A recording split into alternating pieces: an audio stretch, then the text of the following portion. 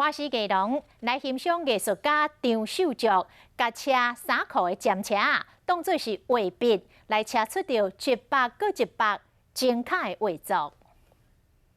远远看袂出是色彩真高的水彩，还是油墨画。毋过我近一日看，这一百个作品，拢是用布料绣线完成的风景、人的动态、花蕊的模样，拢真逼真。这是来自艺术家张秀竹的手打画，嘛是过来少数创作的形式之一。他们看到作品的时候，他没有想到他是用布做的，可是当他看到缝纫机的时候，他开始怀疑了。 所以他会仔细去看画，原来他是用布做的。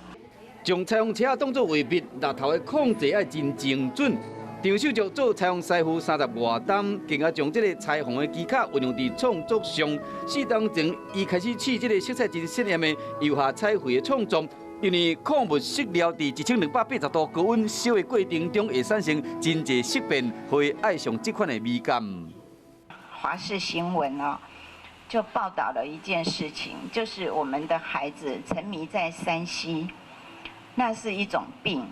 如果他有兴趣，是不是可以从事这边？沉迷在这边比沉迷在3C 好。5月26日以前，伫台北工艺研究中心台北分馆，张秀竹以温馨之旅为主题，分享伊40件作品，希望传达对这片土地的热爱以及对社会关怀。